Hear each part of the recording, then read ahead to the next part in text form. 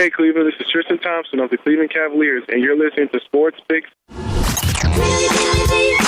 Sports Fix listeners, do you tweet? So do we. So tweet with us 24/7 at the Sports Fix CLE.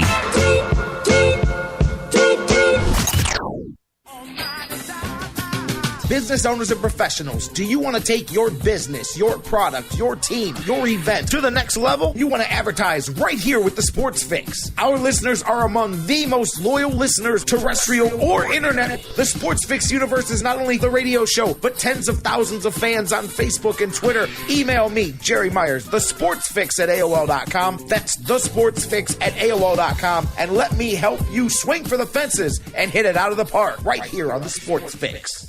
Portions of the Sports Fix brought to you by Harry Buffalo. Harry Buffalo, join the herd. Live in Ohio, it's time to get your fix. The Sports Fix.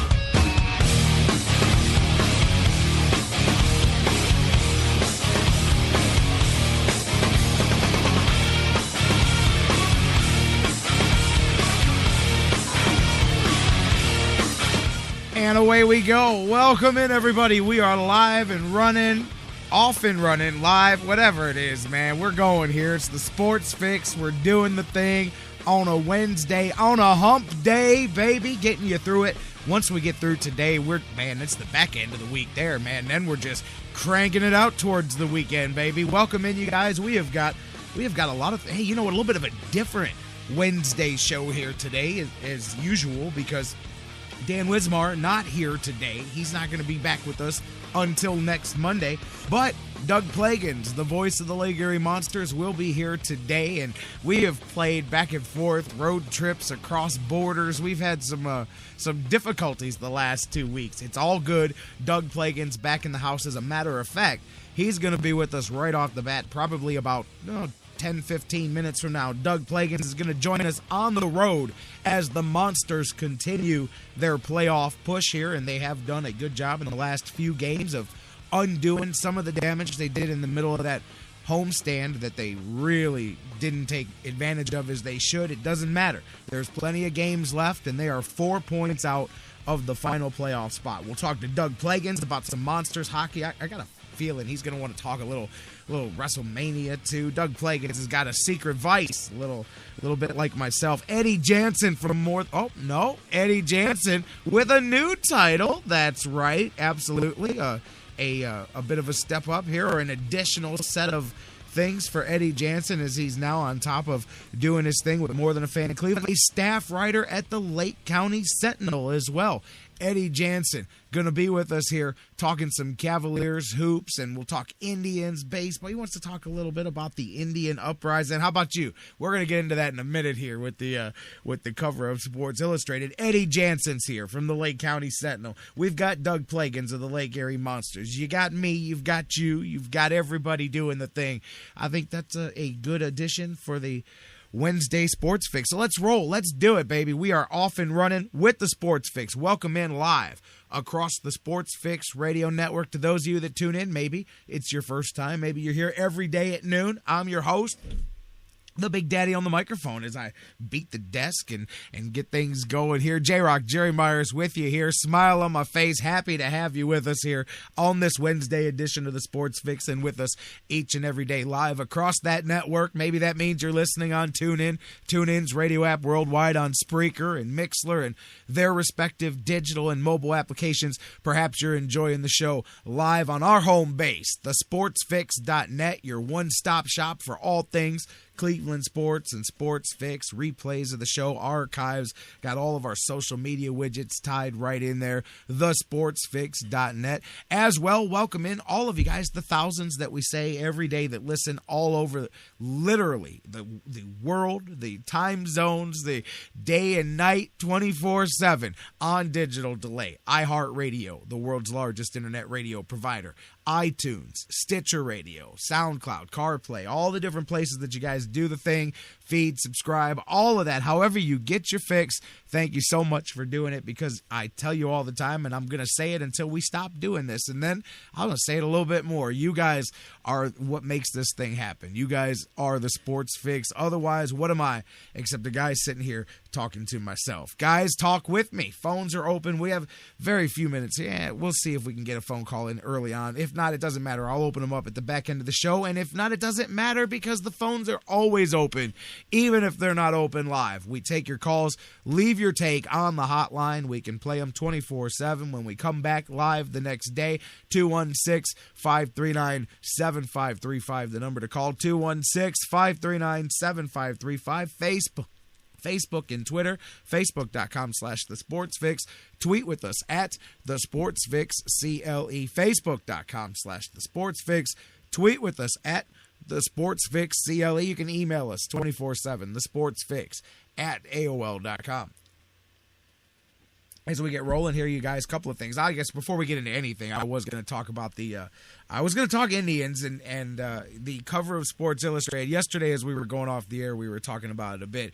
Hey, it's the woe is me in the town, and I understand. Hey, it's not like things don't go wrong. Like, when you talk about the woe is me fan base in Cleveland, I mean, it does go overboard at times, but it's not like when people see little green men in the bushes that they haven't actually been there, because they do. You see what happens here, man. The biggest thing that I've gotten is, here we go again. Indian Uprising, 1987. Man, here comes the cover jinx and all of that stuff, man. I don't know. I am one of those guys that believes, as much as I'm a make things make sense and try to rationalize everything with facts and figures and statistics, I always do believe in things like, I don't want to say karma, because that has nothing to do with this. That I believe when you do good, good comes back to you, and when you do bad, eventually bad finds its way back to you. But outside of that, I always believe that there's, but then again, the super advanced metrics guys would hate me because I believe in hunches and gut feelings, and I believe in riding the hot hand and all those things that they tell you don't exist anymore, that are statistical anomalies and they're not actually true. I always believe in that kind of stuff. So maybe my gut says, man, I don't know, I'd rather go under the radar, but no, hell no, man. I mean, I'm all about it.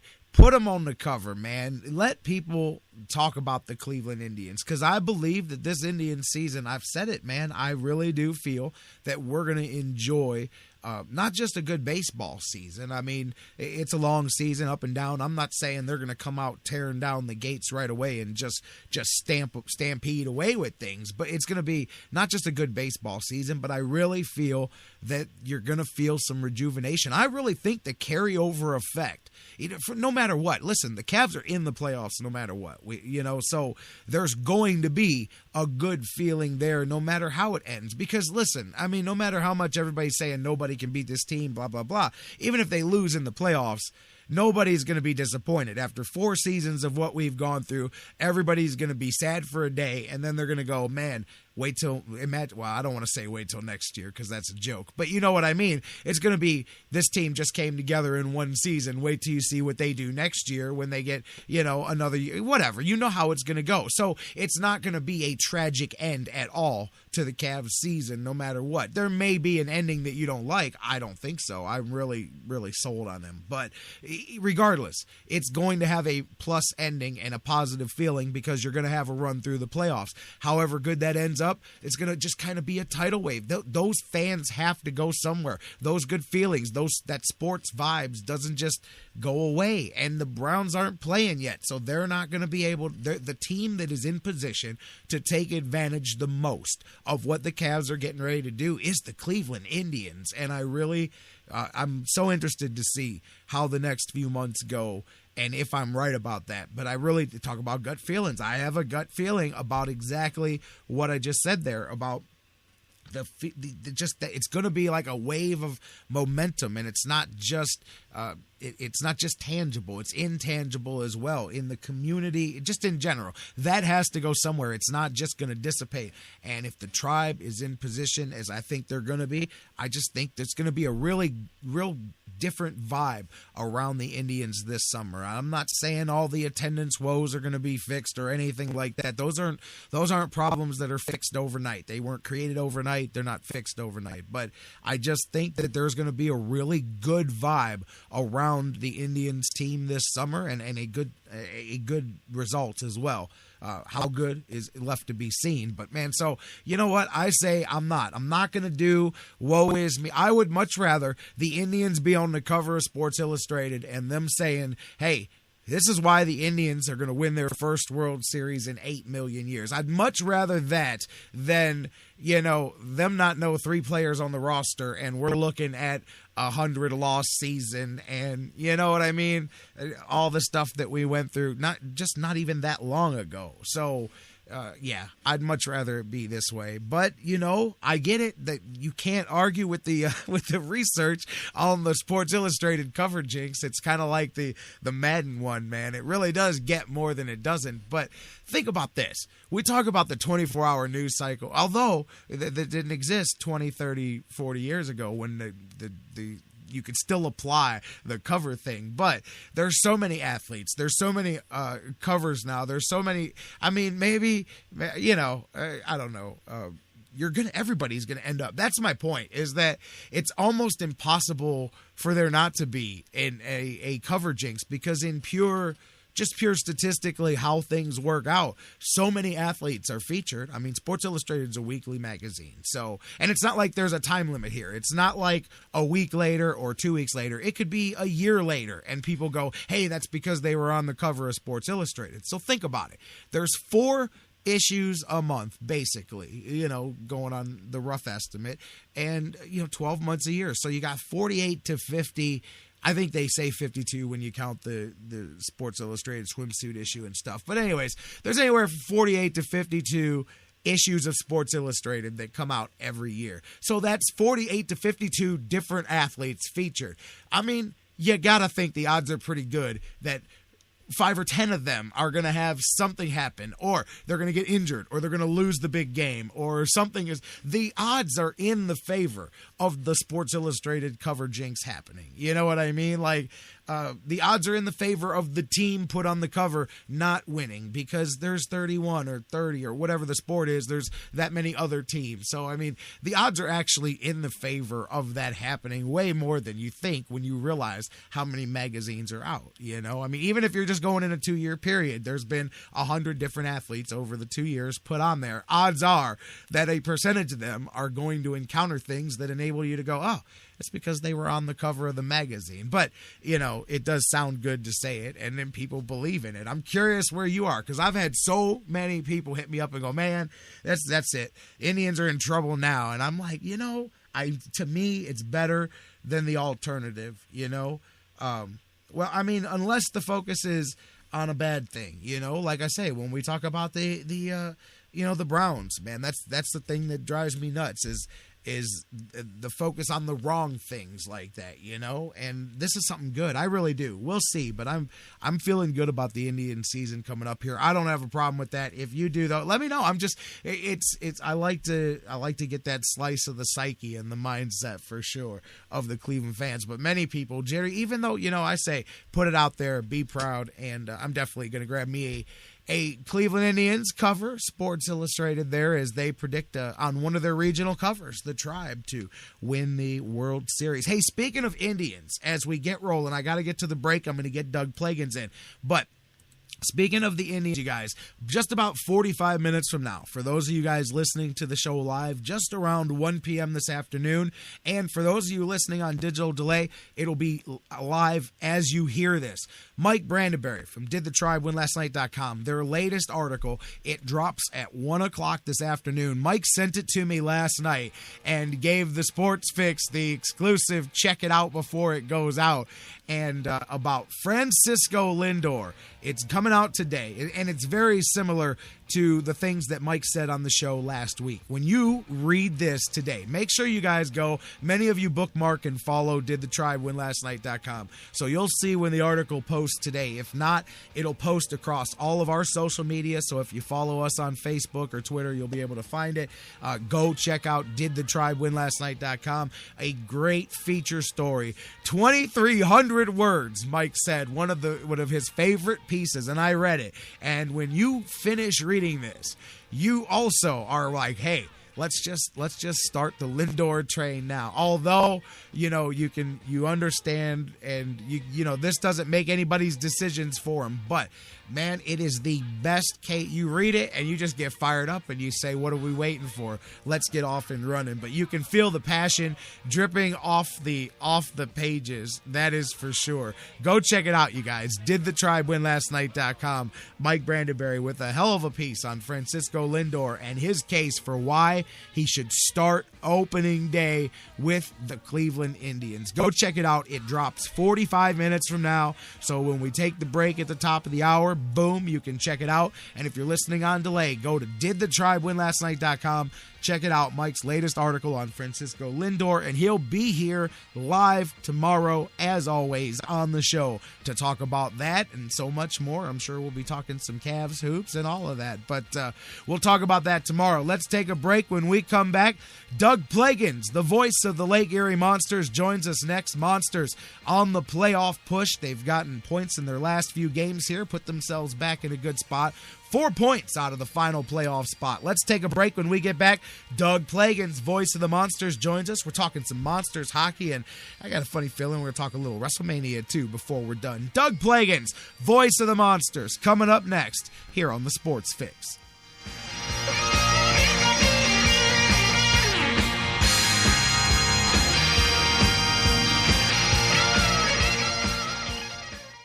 The Sports Fix, the show that asks the question, what you talking about, Lou? What you talking about, Lou? What you talking about? What you talking about? What you talking about, Lou? What you talking about? What you talking about, Lou? What you talking about? What you talking about, Lou? We'll be right back. Hey guys, before we go to the break, I want to talk to you a little bit again about our good friends at Harry Buffalo North Olmsted, the UFC, the Ultimate Fighting Championships, some of the hottest fights in the world today. Each and every one of their huge events, Harry Buffalo is one of the few places in Northeast Ohio you can go there and watch each and every UFC fight at the Harry Buffalo. And let me tell you, I've been there. The people are out the door. They are to the rafters. It is one of the craziest environments for some UFC fights. Wing Mondays, they've got great deals on wings and drinks, and every day of the week there's a different special, a different deal. And don't forget the Bison Burger, the unbelievable. It is the combination of a fantastic burger and eating healthy combined into one unbelievable sandwich. You have got to get a Bison Burger while you're there. So whatever you're looking for, whatever day of the week, Monday through Friday, Saturday, Sundays, there's something for you at the Harry Buffalo North Olmsted, just outside Great Northern Mall. Check them out today. Harry Buffalo, join the herd. The Sports Fix is on iHeartRadio. Download the free iHeart app today. Subscribe to the show and get your fix. Man, do I love card night. You ready, boys? You got a king? Go, fish that! Oh, come on. This is WWE superstar Titus O'Neil. The smallest moments can have the biggest impact on a child's life. Take time to be a dad today. Learn more at 877-4DAD-411 or visit fatherhood.gov. Brought to you by the U.S. Department of Health and Human Services and the Ad Council. Fantasy sports lovers, you put so much time, hard work, and effort into playing week to week that it quickly stops being a fantasy and starts getting real. Real time spent making real decisions, creating real victory. I'm the greatest man in the world! And when the smoke clears, you want to show off those victories with a real prize. I mean, a really real prize. Nobody does that like Fantasy Jocks. The crew over at Fantasy Jocks have beautiful, high-quality, and heavy-duty championship belts, rings, trophies, and so much more for all your fantasy sports needs. The trophy's 12 feet high, and it is glorious. Football, baseball, hoops, you name it, they have it. Plus, they have awesome draft kits and party supplies to make all your preseason activities the envy of everyone. If your league needs a ring, belt, or trophy, or you want to upgrade what you already have, there's literally only one place to go. If you're going to be a fantasy jock, do it right. It's mine, the most magnificent belt ever created, and it's mine. With America's Fantasy Sports Superstore, FantasyJocks.com. What's your fantasy? Now, back to the Sports Fix. Feel like a monster.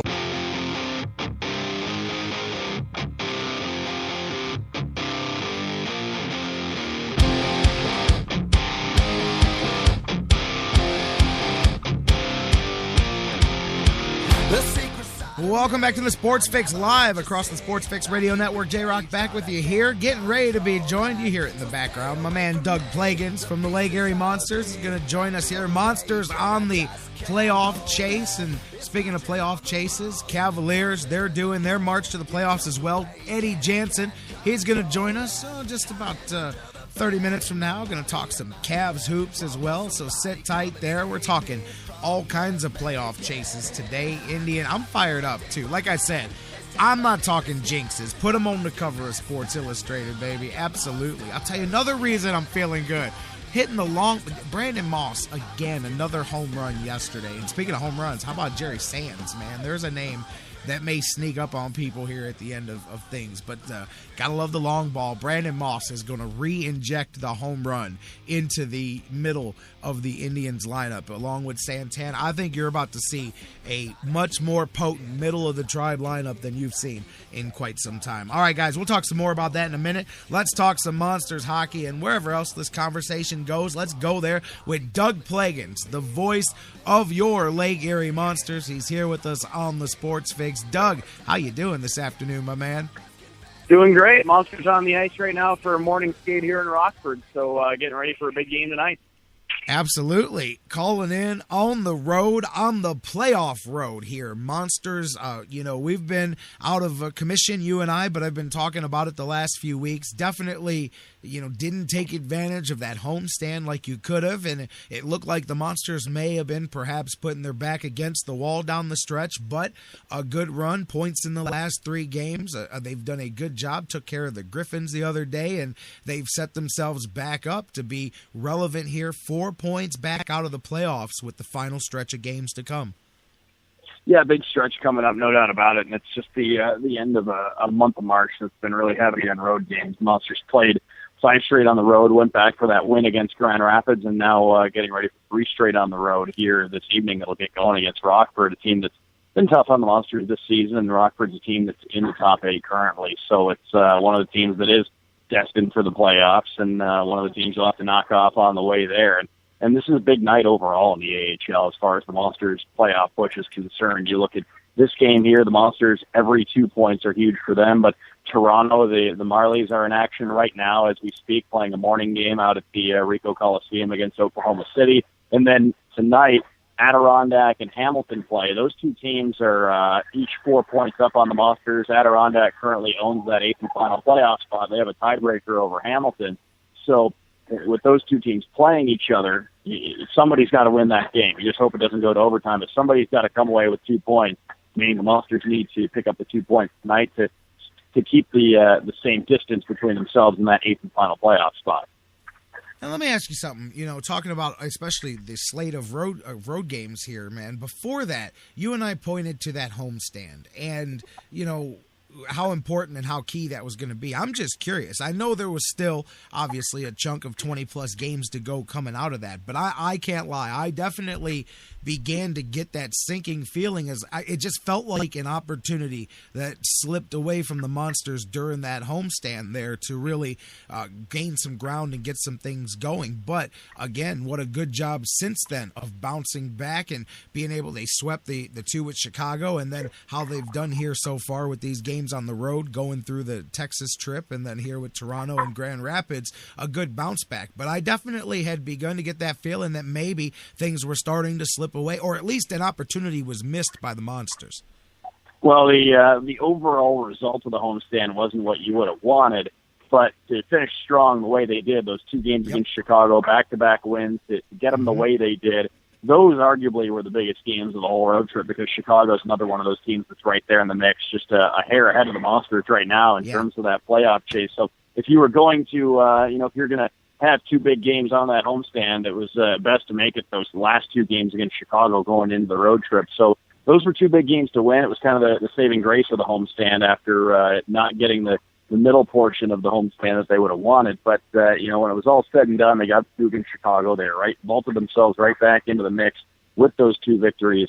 The 5-game road trip, the first part of this 8 of 9 stretch on the road, didn't go the way they wanted it either. Only got 1 win in those 5 road games, and it was a big win over San Antonio, but just the 1 win to take away from those 5. But now they've strung together a point streak here. They've got 4 out of the last 6 points in 3 straight games, and it's kept them right there in striking distance. And I think everybody knows that all this team needs to do is, and obviously wins this time of the year always seem to be harder to get than any other time because they're magnified so much. But if you can win this one tonight in Rockford, you're very close to it. And then you got 2 games against the Charlotte Checkers, who are one of the bottom teams in the Western Conference. So that's a big weekend coming up for the Monsters. But nobody wants to get ahead of themselves here. Take it one night at a time, and it all starts with this one against Rockford tonight, who's been a tough team to beat for everybody this season, not just the Monsters. See, you slowed my roll because I was getting ahead of myself and getting ahead of you because I was circling already kind of in the back of my mind's eye there, those 2 games coming back home after the road trip here, because Milwaukee's one of those top 8 teams there, and you've got back-to-back games there. That's going to be crucial. And Milwaukee's been in a bit of a slide lately.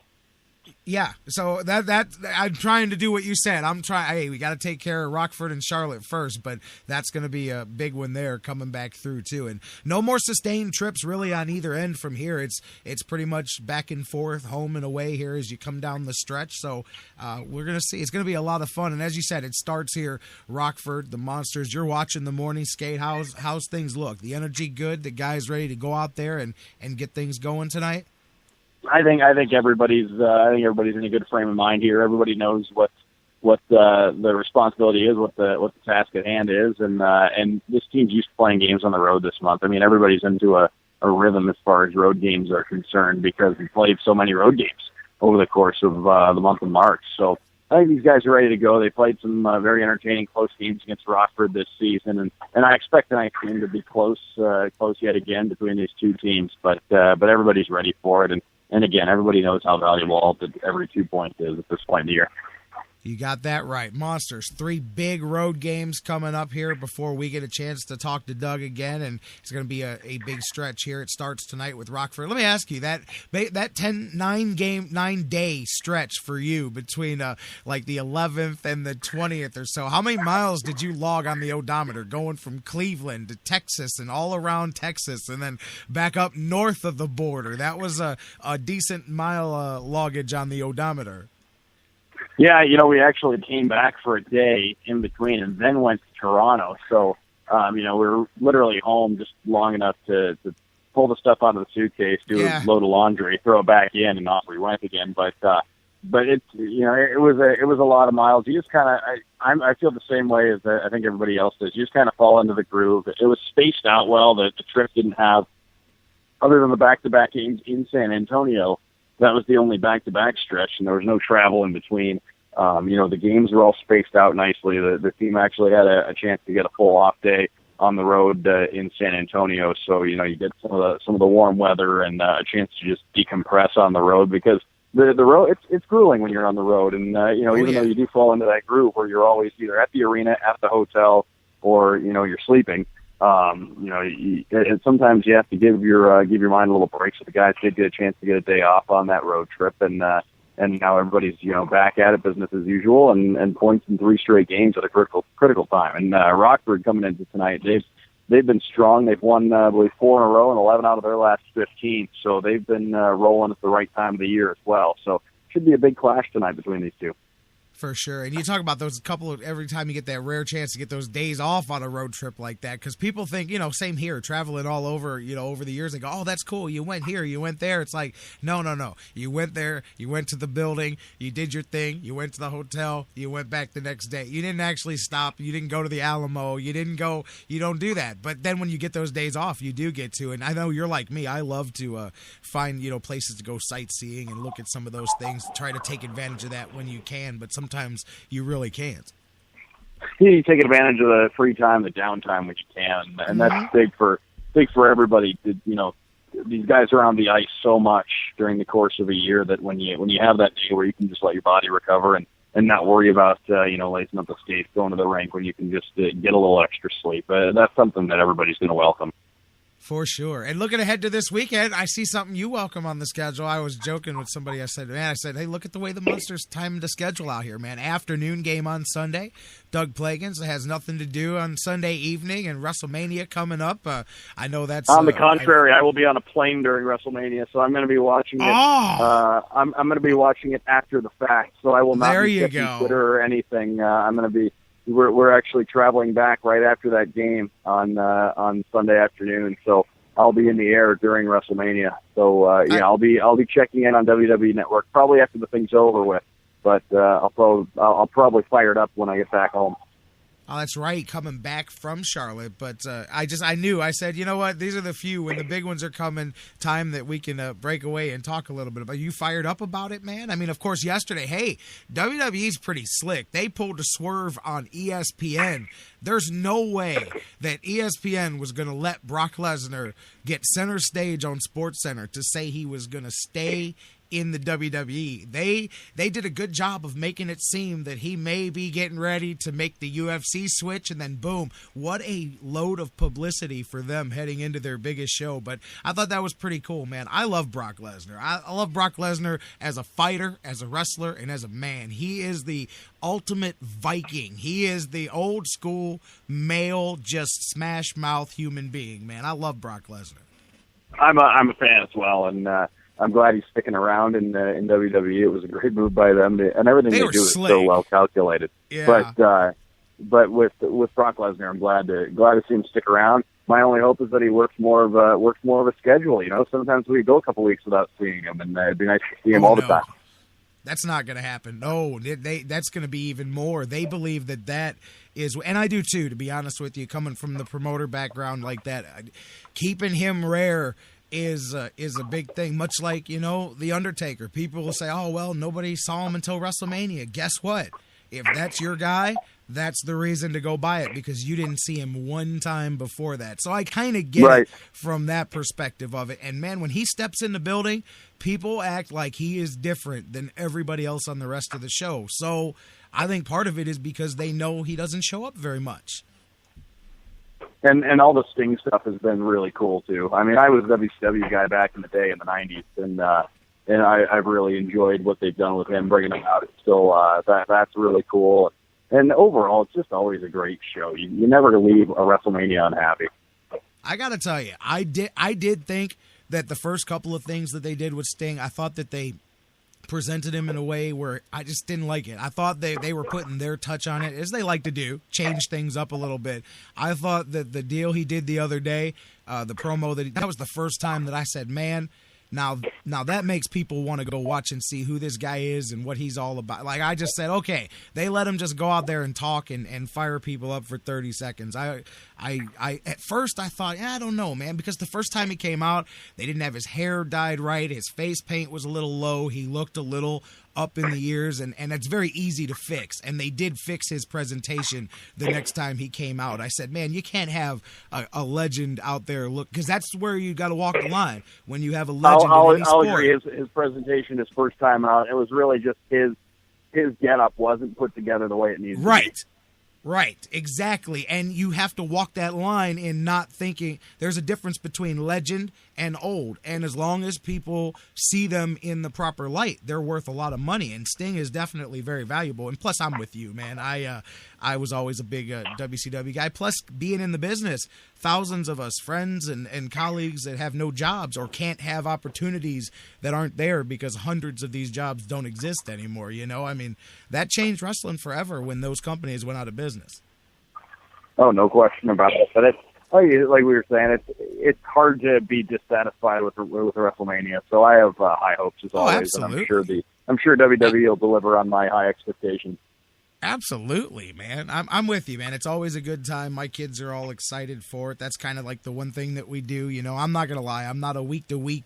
I'm not always on it every week, but that's one that I'm definitely there, and it'll be interesting to see what they do. It'll be interesting to see what they do with Mr. Lesnar too. Now that he did his thing, but I got like 16 text messages from people yesterday. They're like, "Hey, man, Brock Lesnar's on Sports Center, man." And, I was like, "What a smooth move by WWE." They knew what they were doing because ESPN, they like sports entertainment a little bit, but they weren't giving that center stage unless they thought the announcement was going the other way. I said, man, what a slick move that was.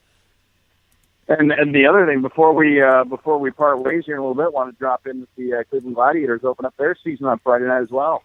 Oh, yes, absolutely. Of course, Doug does the action for the Glad. I'm not even gonna lie, between March Madness and Indians, and I did not even realize that Glad's opening day is sneaking up on us already. Yeah, the home opener is April 11th, but they start with 2 games on the road, and they're in Tampa on Friday night. Yeah, wow, absolutely. You know what? We got to start talking some Gladiators here while we're doing the thing, too. I feel horrible now because I did not even realize it. So much stuff on the radar, and that one just slipped right past me, man. All right, we'll get on it. Absolutely. Gladiators, great season for them last year. Following up on that, we'll see.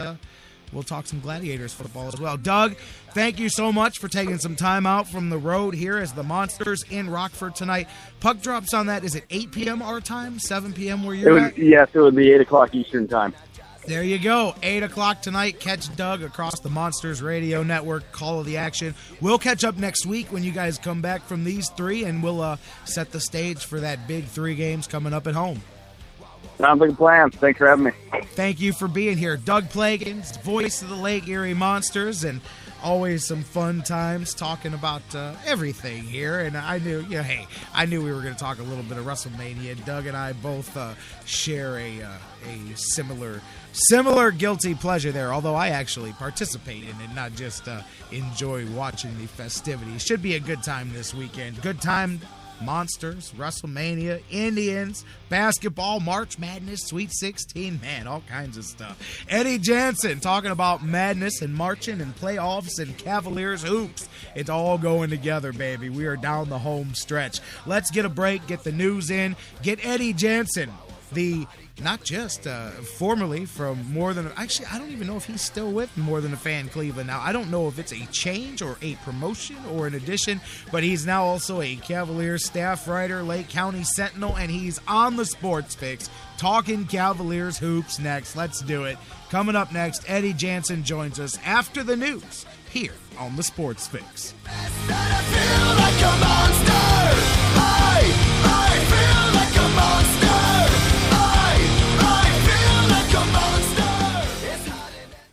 And now, a very special announcement from the Sports Fix. Black bears weigh between 200 and 500 pounds. Brown bears weigh between 300 and over 1,000 pounds. Black bears run away from you. Brown bears run at you. When attacked by a bear, simply lie still on the ground and cover your face and head with your hands. When the bear has finished batting you around and mauling you, contact the U.S. Forest Service. And that was a message from the Sports Fix. Hey, this is Scott Fujita, and you're listening to the Sports Fix. Sports Fix listeners, do you tweet? So do we. So tweet with us 24/7 at the Sports Fix CLE. Today on Save on Taxes, we ask 100 people what costs less than filing your taxes with IRS Free File. Car seat. Oh, a pair of shoes. The correct answer is nothing.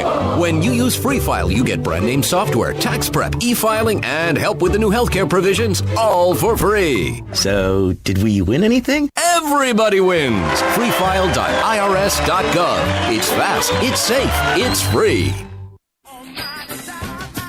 Business owners and professionals, do you want to take your business, your product, your team, your event to the next level? You want to advertise right here with the Sports Fix. Our listeners are among the most loyal listeners, terrestrial or internet. The Sports Fix universe is not only the radio show, but tens of thousands of fans on Facebook and Twitter. Email me, Jerry Myers, thesportsfix@AOL.com. That's thesportsfix@AOL.com. And let me help you swing for the fences and hit it out of the park right here on the Sports Fix. Whether it's an oil change or a new set of tires, Quick Lane at Valley Ford Truck has you covered for your car care needs. They're your neighborhood quick service experts. They also offer a low price tire guarantee. Choose from 13 brands, and if you find the same tires at a lower price within 30 days, Quick Lane at Valley Ford will refund the difference. 5715 Canal Road, right under the 480 bridge in Valley View. Come see why life is better in the Quick Lane. QuickLane.com/Valley Ford Truck. Portions of the Sports Fix brought to you by Signs and Ship, the official printing source of the Sports Fix. Locations in Ohio, Pennsylvania, Virginia, and Florida. Find out more at signsandship.com. News break.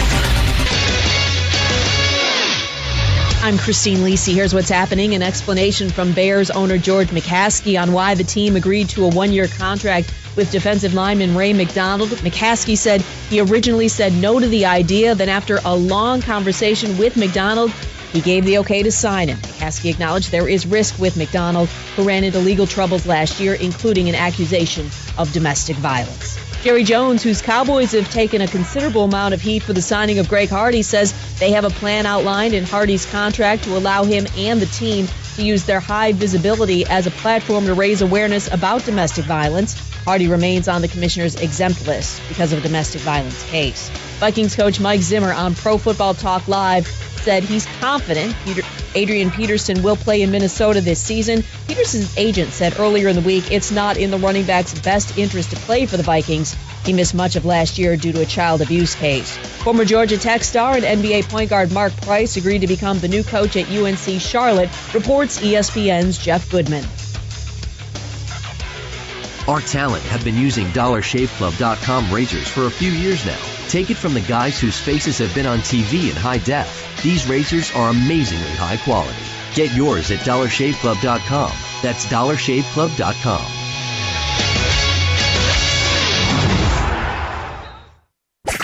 Now, back to the Sports Fix.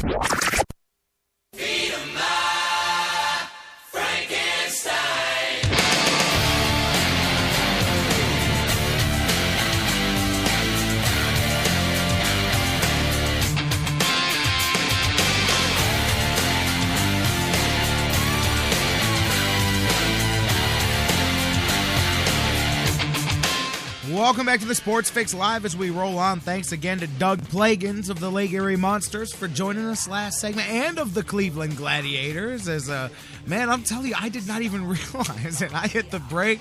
It's not like I had to double check on Doug, but I was like, sure enough, he's right. Gladiators do start play, man. So absolutely, man. There's so much stuff going on. Like I said, you got March Madness, the Sweet 16, and it's here in Cleveland as well. And we're doing Indians and Cavs and so much going on. Didn't even realize it. And you know what? Not to, be an indictment of them, but I would have to think that part of that speaks to the Gladiators and the lack of awareness that's out there, because I knew the MAC tournament was coming to Cleveland, and I'm not saying the MAC tournament's not a big deal, but I knew that a mid-level college conference tournament was coming to Cleveland, and I knew exactly what dates it was going to be on. I cannot say the same for the Gladiators before Doug told me that today. So maybe getting the word out there is part of it too. But there's so much word out there that it gets buried away sometimes. Like I said, I mean, there's only so much focus too. And on top of that, everything at the Q is washed away between the Cavs and the Sweet 16 coming here and all of that. So, that's part of it. That's why they start the first two games on the road there. But I did not even realize it was starting already. Man, that means I can start to get excited about another season of the worst reality show on TV. Fourth and Loud, baby. Come on, Kiss. Entertain me for another season of incredibly tchotchke, just absolutely awful. And they talk about pro wrestling. Absolutely awful. But it was so awful. It was like watching a train wreck. I love that show, Fourth and Loud. All right, guys. Let's get back into this show, The Sports Fix. J-Rocc here. Eddy Jansen going to join us. Eddy Jansen now. I don't know if he has added it to his duties or just completely changed his duties, but he's also now the staff writer at the Lake Cty Sentinel here. We're going to talk some Cavaliers hoops. We'll talk Sweet 16 and more here. Eddie's with us. You keep the conversation going on Facebook and Twitter. Facebook.com/TheSportsFix. Tweet with us at TheSportsFix, CLE. Email us, TheSportsFix@AOL.com. Let's go to the phones. Eduardo, my man, how you doing, buddy? I'm doing well, Jerry. Glad to have a new gig, and thanks for having me on the show once again. Absolutely. Thanks for being here. As always, a lot of things going on, and I was just running down some of that there. I don't know. We could take our pick where to go. How about a little college hoops before we even get to talking about the big dogs and the Cavaliers and all of that? As we said, the march to the Final Four comes right through Cleveland here. Sweet 16 coming up. Kentucky. Cleveland not only gets a good couple of basketball games, but their slice of a potential march to history here as Kentucky continues to try to be that first undefeated champion in decades. And can they do it? We'll get a close look here in Cleveland. How are you heading down to the Q, and how are you feeling about a couple of great basketball games on tap this weekend? You know, Jerry, I got to say, I'm quite disappointed. Unfortunately, I will not be at the Q for either the Kentucky-West Virginia game or the Notre Dame-Wichita State game. So that's pretty disappointing for me, but I got to tell you what, I've really been looking hard at Kentucky the last couple of days and just trying to put it in perspective. Can they run the table? Can they go all the way to the championship and be the first team in a long time to go undefeated? And I've compared them to the team that had Anthony Davis a couple of years ago. And I keep asking myself, are they that good? Do they have as dominant a player as Anthony Davis? I don't think that the answer to that is yes. It's probably no, although they do have 2 7-footers down low, which is going to help them, no question about it. But, yeah, I just don't know if this Kentucky team is as dominant as that last one that had Davis in there. I mean, we'll see. They've got some size to their advantage, but, it's hard to picture them running the table as tough as it will be. I'll tell you what, as many people as are focused on a potential Notre Dame matchup there, wouldn't it be just talking about karmic things and those things that go beyond explanation, and you figure somebody's got a secret hand in on these chess pieces moving them around? If Wichita State ended up being the team that had the opportunity to prevent, because of course they were the last team to almost do this before they had their run ended in the tournament after a perfect regular season. I'm thinking, man, there's a storyline made for TV right there if they're the team that stops the progress. I had Kansas. Kansas didn't even make it to the Sweet 16. That one just blew my bracket up there. But that was the team that I thought was going to be able to stop Kentucky. But wouldn't it be something if Wichita State, just because of the synergy there of them being the other team that came so close? Yeah, I tell you what, I mean, there are so many ironic things that happen in sports all the time. It happens at the college level, it happens at the professional level, and even at the amateur level. And really, Wichita State is right up there. All they have to do is hold their ground against the Fighting Irish, and they're going to get that chance to take on Kentucky in the next round in the Elite Eight. So, I mean, they have the potential to do it, but they're going to have to play perfect basketball because that's what Kentucky is doing right now.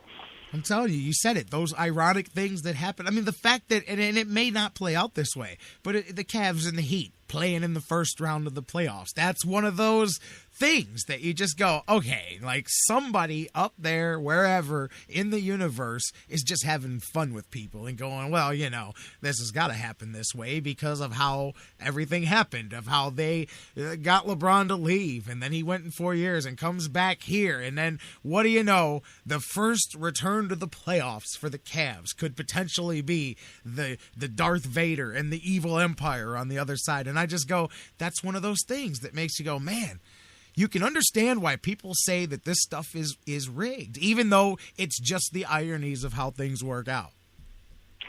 Yeah, and you know, people have had some pretty intense feeling towards leagues potentially being rigged. But here's my thought process on it.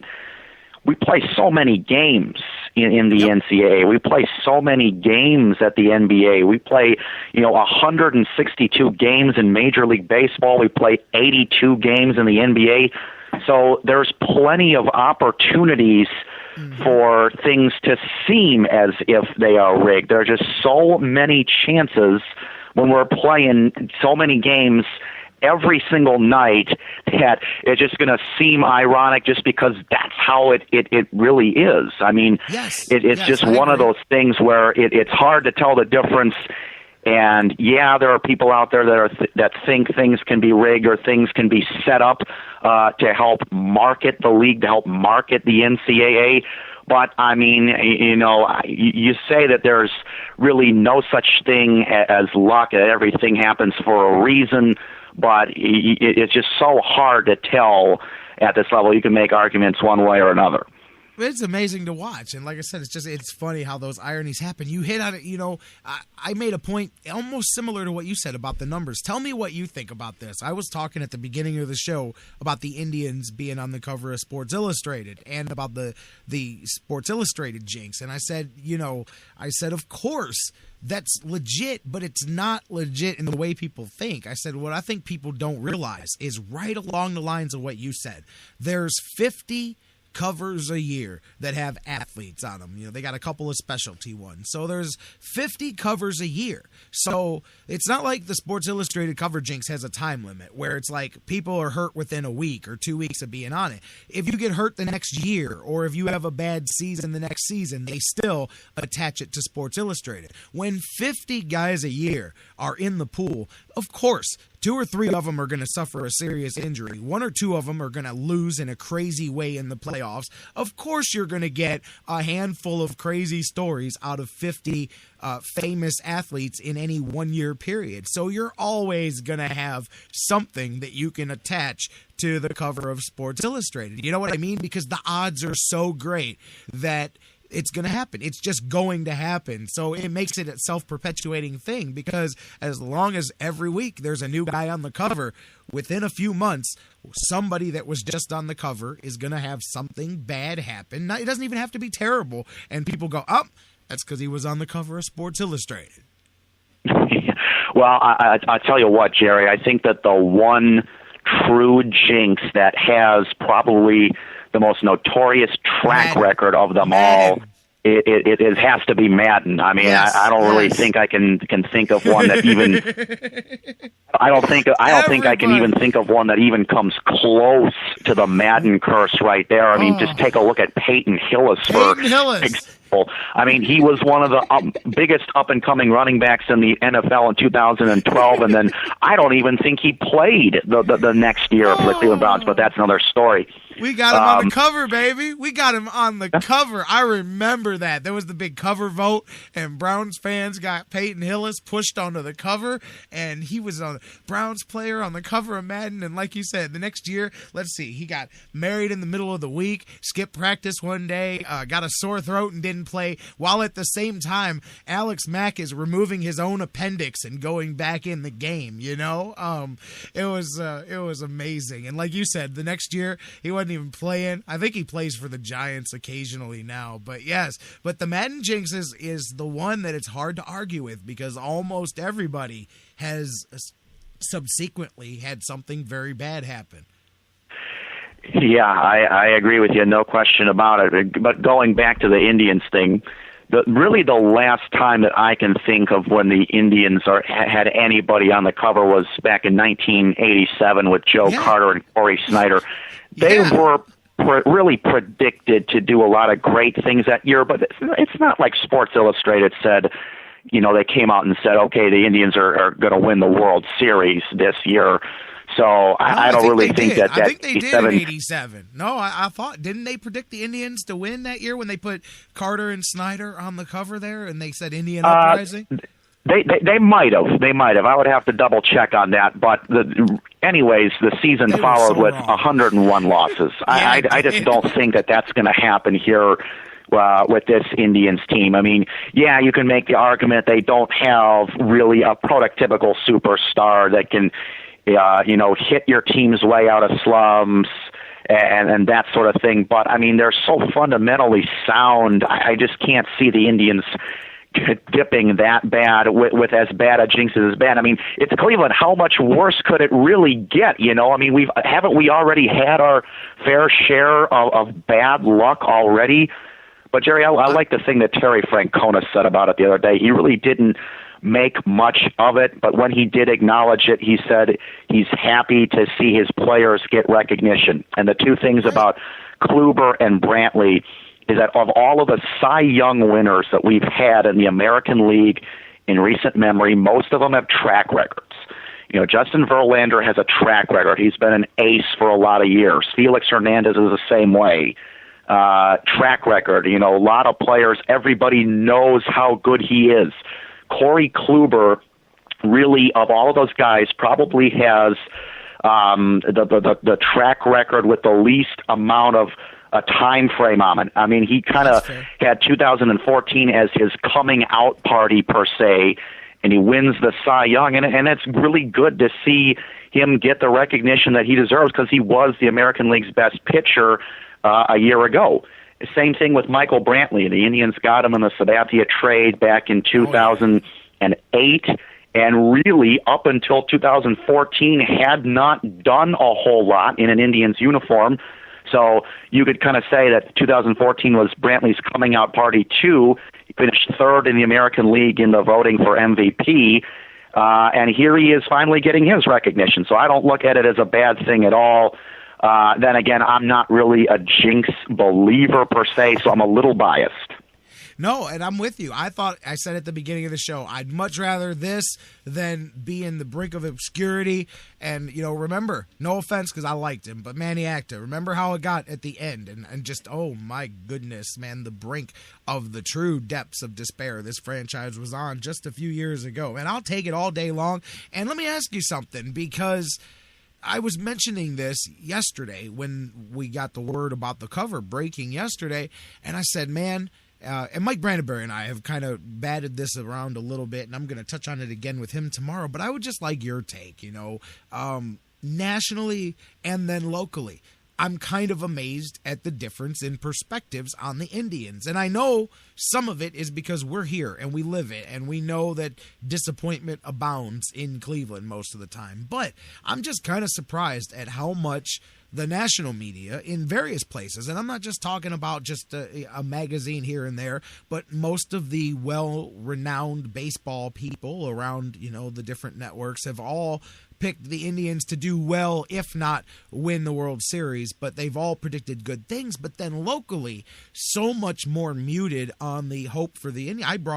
I overheard one conversation on the radio the other day where these guys had the Indians fourth in a 5-team race in the Central, and somehow even Chicago had passed the Indians this offseason. And I'm like, I get it that you don't want to buy World Series tickets yet, and I understand that, but how in the world does the national media have so much more of a higher opinion of this year's Cleveland Indians squad than the people that see them day to day right here? Because I'm not in that group. I think the Indians are going to have a very positive, successful season. How successful, yet to be determined. But I am very much in the grounds that I think this is a good fundamentally sound, well put together, deep versatile baseball team. And if you didn't know the names on the jerseys and you were just a baseball fan, they don't have the big star like you said, but they're the kind of baseball team that you would just like to watch play because they're a baseball team. But why do you think there's such a difference media-wise, not fan-wise, in the way they treat the Indians compared to nationally, how they're looking at the Tribe? Well, Jerry, I think that you already pretty much said it, that the national media is much more optimistic because they don't see and cover the Indians on a daily basis, whereas the local media, they see this every day, 365 days a year. Many of the local media also do Browns and Cavs and all of the Cleveland teams that just have that Cleveland curse that we've just had for the longest time, having not won a championship since 1964. But I think what the national media is really been trying to do over the last decade or so is to predict and I know this is more of an NCAA term, but predict the Cinderella teams. I think a lot of people are putting a lot more stock into the Cinderella teams of the NCAA as well as Major League Baseball and the NFL, because really it's not about the best team winning a championship every year. It's about who plays the best ball at the right time. And, I mean, you've seen that in the World Series in years past. I think that this cover for Sports Illustrated was essentially their way of saying that the 2015 Indians could essentially be the 2014 Royals. Because it's one of those things where somebody has to be last year's Cinderella, if you catch my gist. Somebody is going to get hot. Somebody's going to come out of nowhere in September and really make a push in the playoffs. That's how the San Francisco Giants won 3 World Series in the last 5 years. They were not the most dominant team in the National League by a long run, but they played their best ball at a pristine time of the year to try to get hot, and I think that's what Sports Illustrated and the national media is trying to predict with the Indians and say, okay, they've got the tools to win in September, and if they win in September, that could help them win in October. I think it will. I think that the Indians could win upwards of 90 games this year. I like some of the additions they've made, although they're not high-profile additions. But the Indians are going to be a good team, and they're going to give Detroit a run for their money in the American League Central. Oh, I absolutely agree with you, my man. I had them at about 89, 90 wins. That's in that area is where I've got them, and I think they win the Central Division. I think that the Indians are a team that has been knocking at the door for the last couple of years and learning about themselves. And again, in the gist of playing the game that the Indians have to play financially. And I think that they've done a good job of, in those circumstances, putting something together. I think this is the year that it starts to bear some fruit, and it starts with the pitching. As you brought up, Corey Kluber really just beginning to emerge. And I know it's spring, but last year in spring, you can see signs on guys. It was looking like Justin Masterson, maybe little mind elsewhere heading into the season, and we know where that went. Corey Kluber looks like a guy picking up right where he left off, which is the big question about him is, man, can he be, because if he can be 3/4 of what he was last year, that's a hell of a good pitcher right there. But man, he is giving you the impression in spring that it wasn't just a 1.5 season thing. It's legit, and it's going to be more of the same here coming up this season. And I think, Jerry, that's why some of the Cleveland media that were a little bit more pessimistic towards Kluber winning the award, you worry a little bit, because if you've got a young guy like Kluber who really has never had a stud pitching season before, if you give him the award, how is he going to respond to it the next season? Is he going to be like, oh, I'm a Cy Young Award winner, so now I've got a heightened sense of expectations to live up to? No, Corey Kluber doesn't seem like that type of guy. He seems like, a very simple and smooth type of player who's just going to go about his business. He's not really going to have much to say about anything, and I think that's the mentality that you want in the season after a season to remember for Corey Kluber. And you're right. I mean, he's had a very sound and sharp spring training, and I think we're going to get the same Corey Kluber last year here in 2015 to be the ace of this staff and to try to carry this team on his back to try to get them to the World Series. Absolutely, man. I mean, I love what I'm seeing. I mean, I think, spring is spring, but you can see it. And he got that look. He's got that look in his eyes that Corey Kluber is coming out to play. And for those of you guys worried about the Sports Illustrated cover, my man Bruce in the chat room has got you covered. We don't got to go back to 87 because in between Manny Ramirez, Albert Bell, early 1995, 96, both on the cover there. Although they didn't go to the World Series there, that was another season where they went on a playoff run, et cetera, and so forth. Manny Ramirez and Albert Bell, much brighter days when they were on the cover of Sports Illustrated. So there you go. For those of you that throw back to the glory days, maybe the glory days are coming. I'm excited, and I really feel this will be a perfect segue into the Cavs.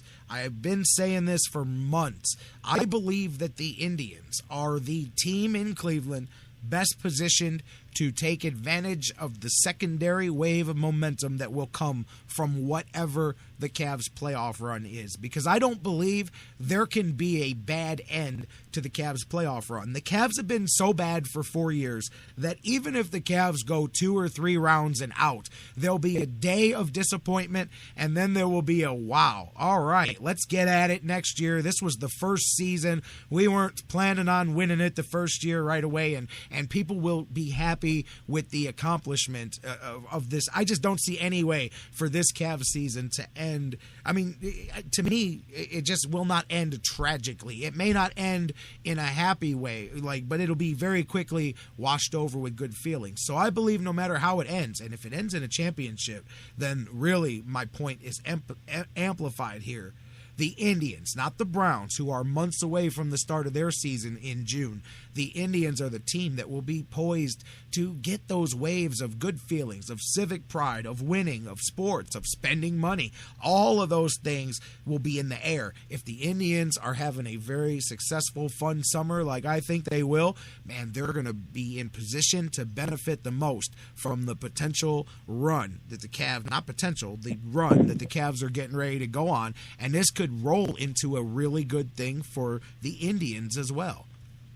And Jerry, just touching base on something that you had mentioned earlier about the Cavs, I think one of the smartest things that LeBron did when he came back to Cleveland was he did not say championship or bust like he did in his first year in Miami. I'm not sure if that was even really realistic at the time, seeing it was their first year playing together and seeing each other every day.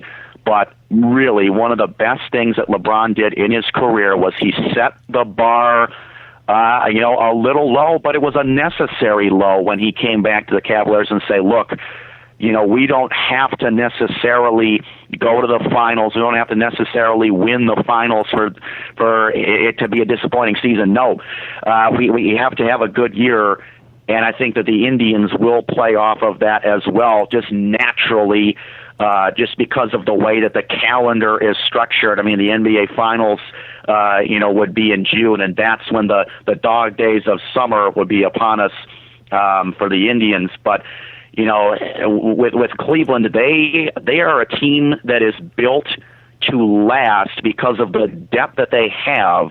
But if you look at other teams that are built with a couple of superstars, they're going to have more heightened highs and more low lows, per se, in the season because, teams out there don't have as much depth as the Indians do.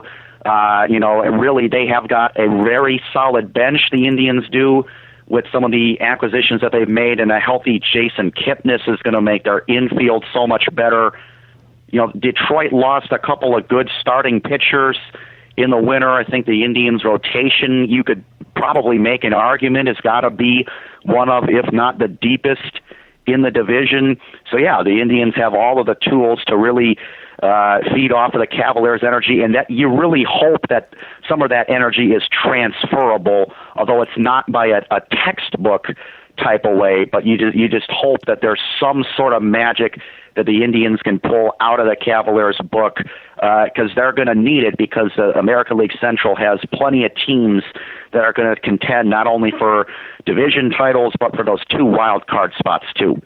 For sure. I absolutely believe it. And then when you throw the Francisco Lindor X Factor in there, if they decide not to start the season with him, June is the target when he can get brought up. I mean, there's even more energy. I'm telling you, I think this is going to be a very memorable, just a summer for Cleveland sports, just a bridge from Cavaliers through into the Indians. And I really do. I feel that this is going to be a very, I don't want to, predict what the end is going to be, because then everybody get their hopes up for now. Let's just wait and see what happens. But it feels like a very 90-ish vibe around Cleveland sports right now, at least in the Gateway area. Maybe not over on the other shore just yet, but at least down there in the Gateway district, it feels like it did when things started getting rolling there. Like, man, that window of opportunity is open. The fan base is ready. They're starving for a winner again. Bam, here it is. And you've got 2 teams kind of one feeding right into the other. I think it's going to be a great next few months down at the corner of Carnegie and Ontario, and about 500 feet due north of them as well. I think it's going to be a lot of fun, my man. No question about it, Jerry. And here's the thing. I think the one difference between the mid-'90s Indians vibe that this city had and the vibe that they're going to get now, the mid-'90s, I don't think we'll ever really see something like this again, where you have Manny Ramirez hitting 7th. I mean, that's kind of my two phrase. It's like whenever you talk about the 90s Indians, you always have to mention the fact that Manny Ramirez, in his heyday, one of the best hitters in the league, was hitting 7th. I think that is so special. We probably will never see that again, not only with the Indians, but any team in Major League Baseball. But to kind of reinforce your point, the vibe that they have now is that they're going to win. We don't really know in what capacity are they going to win.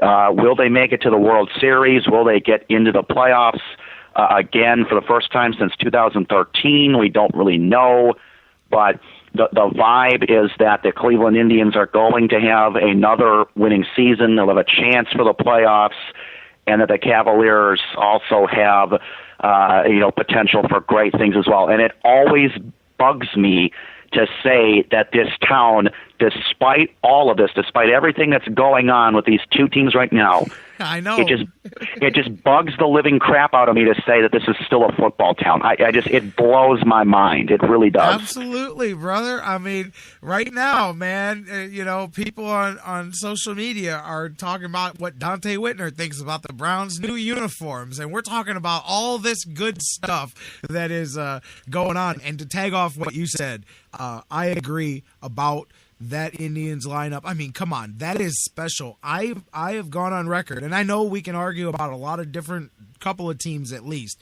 I think that Indians team is the best team not to win the World Series, man. I honestly do. And I'll at least put them in arguments with the other great teams that didn't win the World Series, because I think, for what you just said, show me another lineup where future Hall of Famer and just one of the best natural hitters in baseball. I mean, whatever he did on the sauce is whatever, but he was the man before they all started juicing up and everything. Manny Ramirez is hitting at the bottom of that lineup. Tomey was a country hayseed at first, hitting low in that lineup. I mean, think of the talent that was so deep on those teams, man. I mean, lost names. The Indians would kill for a guy like Paul Sorrento over at first base right now, man, giving him 25 or 30 home runs to go along with that lineup, just tons of things like that. Think about it, man. I mean, that was a legendary lineup for sure that will not be replicated, like you said, not just in Cleveland, but it'd be very hard to get that deep again, period, just because of the nature of the game. Right, and I think that's why it was so important for the Indians to get more contributions out of Michael Brantley last year. And not only did they get that, but they got a third-place finish in the MVP voting. So he's finally come into his own. As I mentioned before, the return of Jason Kipnis is going to provide a lot of stability in the middle of that lineup. And I like Brandon Moss, too, Jerry. He is coming off of hip surgery last October, and that's a tough thing to return for a player that is predicated on power. So the Indians really taking a gamble there. But if Moss tunes out and if Kipnis is healthy, and now that they got Swisher going over to DH, so that should make their defensive infield a little bit better. Michael Bourne and his lower body is looking really good. Looks like he's got his some of his speed back, a little bit of the top of the lineup. I mean, the Indians lineup, they will be able to hit, and not saying they're going to be anything close to the mid-90s team, but I'm also not saying that they're void of hitting. They have great hitting. It's just that those 90s teams were so great. But I like this Indians lineup this year more than I have in the last 4 or 5 years. I think it's the most balanced. And when you put Brantley in the 3 hole, that's going to make life a lot easier for the guys in the middle and the guys up top too. Dan Wismar mentioned it the other day, and I agree. Think about the middle, just the middle of that lineup, and how much stronger it's going to be than in the years past for the Indians. You're going to have Brantley, Santana, Moss, and probably Gomes.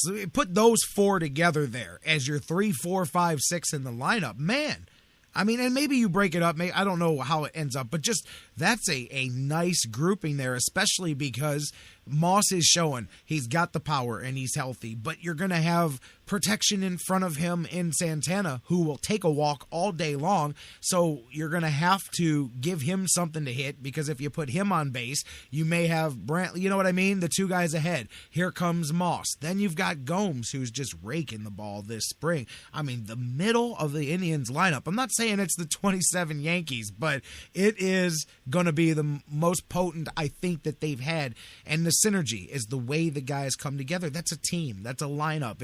It's players that fit together well, batting in front of each other. I'm excited. And again, you know what? Here's how excited we are is Eddie and I usually talk, we're going to here in a second, Cavs Hoops. We spent all this time mostly talking baseball, man. This is why you should also be excited about the Indian. Hey, look, man, when the Browns do something worth talking about, that's awesome. We'll talk about it, man. But it's time to talk about some Indians and some Cavs and some playoffs, and let's talk about that. The Cavaliers marching on here, already clinched a playoff spot, foregone conclusion there tonight.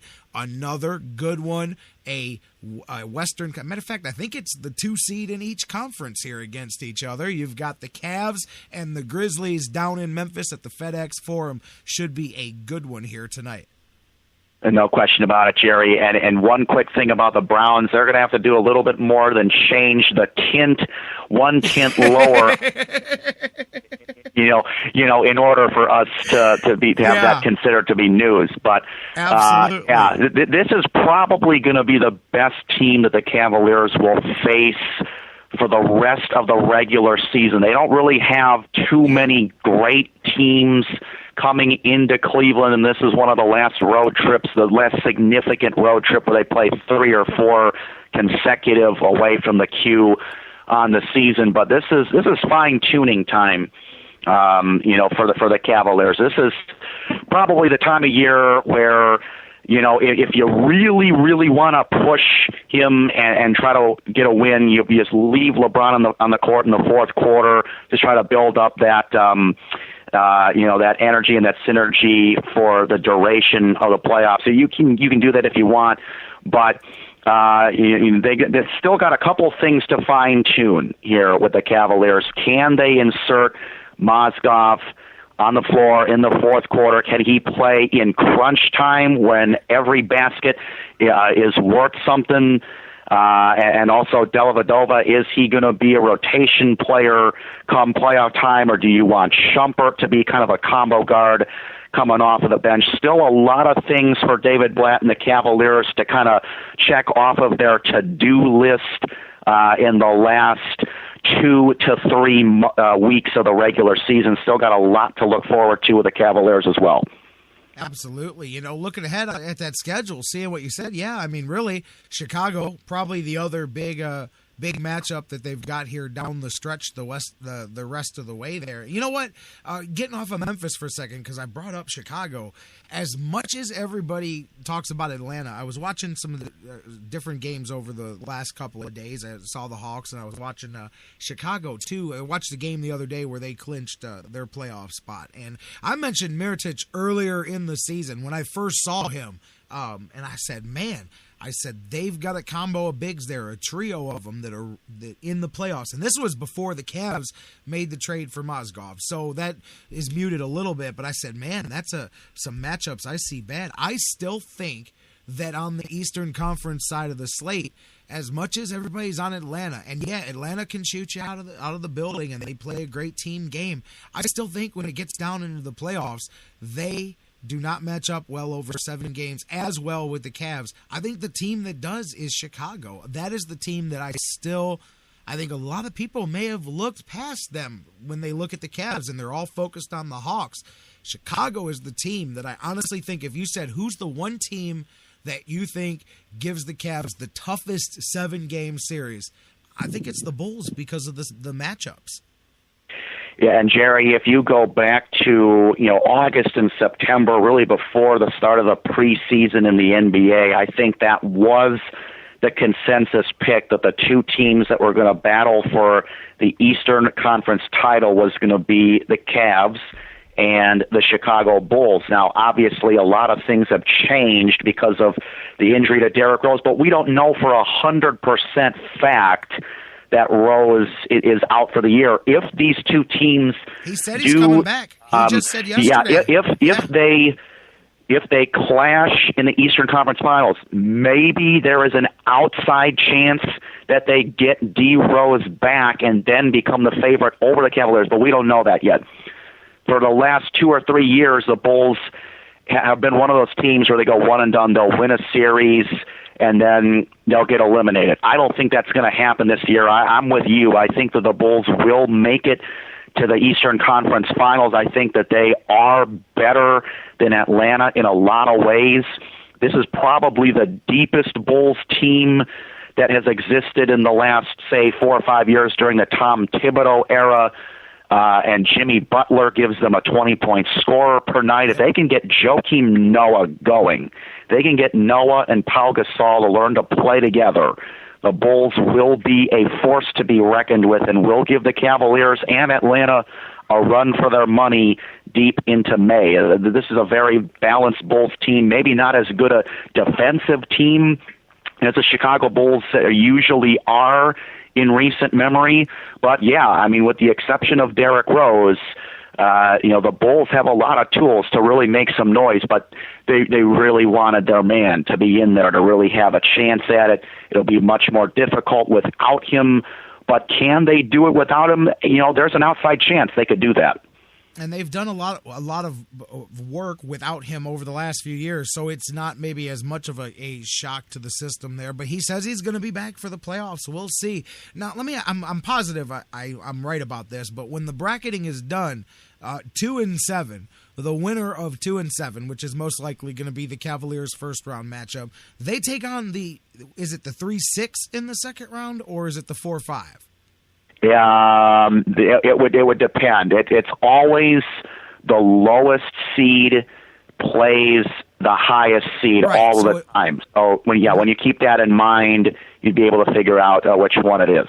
So 1-8 plays 4-5 in the second round. So that means the 2-7 plays the 3-6, which would mean if things ended the way they did today, the winner of the Cavs-Miami series would take on the winner of Chicago and Milwaukee. So it looks like those, and that's to Atlanta's benefit, is to have Cleveland land, and this is why I was asking that. With Cleveland and Chicago being 2-3, that puts them on pace to have to meet each other in the second round of the playoffs and allows Atlanta to avoid both of those teams. teams. The toughest team Atlanta would face through would be Toronto or Washington, the one that comes out of that series. So actually Atlanta gets to watch, and it's the benefit of being the number one seed, the 2 and the 3, and the two teams that are probably the most likely to give them a challenge knock each other out before they get to Atlanta. So that's when people talk about seeding, that's the only place where it really matters is when you look at who ends up first, second, and third, because 2 and 3 have to go through each other to get to the conference finals,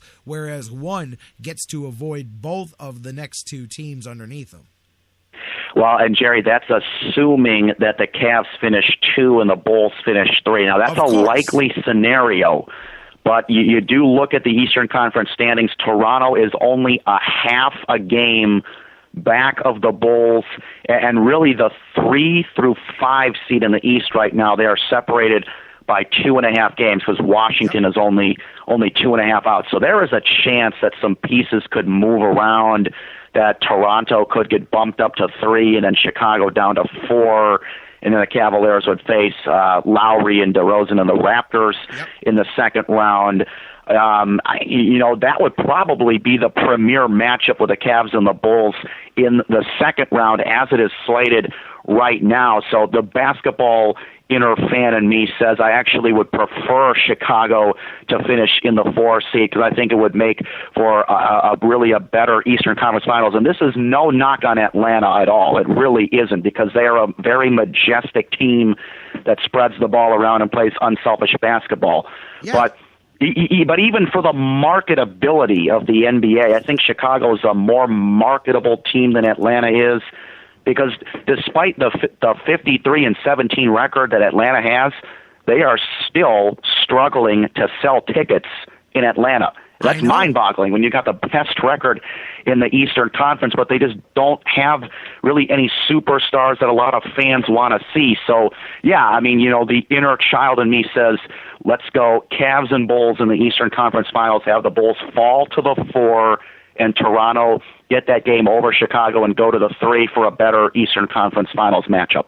And I think Atlanta may be going through, the fan base may be going through what you get when you get sustained periods of making it to the playoffs and having potential, and then it falls short as you start to lose that buzz as you come in. It starts to be a little less until you get, like now, like with LeBron, the regular season is, can we get to the playoffs already? Can we fast forward? And I think that hurts there. Talking about the 3 and the 4 there, really, Cavs fans, that's the part of the seeding that you should pay attention to, because Eddie makes a great point. If you're a Cavs fan, the best thing for you would be for Chicago and Toronto to flip-flop, because if Chicago ends up in the 4 or the 5 spot, they're on pace for Atlanta and Chicago to meet in the second round, and then they would have to knock each other off, and it would be the Cavaliers that would only have to face one of those 2 teams, because potentially, as it is now, the Cavaliers theoretically could have to beat Chicago and Atlanta, which is fine. If you're the best team, you got to beat everybody anyway. But if you were looking at it from looking for strictly what behooves the Cavaliers the best, then you switch that. If Chicago ends up in the 4 or 5, then they're the ones that have to meet Atlanta in the second round. Meanwhile, the Cavaliers would be free of either team until the conference finals. So that's something to watch. But man, the 7, 8, 9, 10 area too. How about Boston? They've played themselves back in now to the playoffs, as if it ended today, they would end up with the 8th spot. Charlotte has played their way from like 6th at one point a couple weeks ago to out if it ended today. Indiana's lost 6 in a row. They are now on the outside looking in. But you've got, much like in the middle, 2.5 games separating 3 teams. 7, 8, 9, 10, and 11 are separated by 2.5 games as well. Yeah, a lot of competition for the final spot in the playoffs. And really, Jerry, such a shame that Chris Bosh had to go through what he went through with the blood clots and be out for the year. If Bosh is still in Miami's lineup with a healthy Wade and Dragic at the trade deadline, I would say that Miami could potentially bump all the way up to number 6 over a sliding Milwaukee, but that's not going to happen now. A lot of young teams trying to finish for that final spot, and you mentioned Boston The Isaiah Thomas trade, a little bit of a shot in the arm for them right now. I mean, they've got finally a really stable group of point guards that can really facilitate the ball.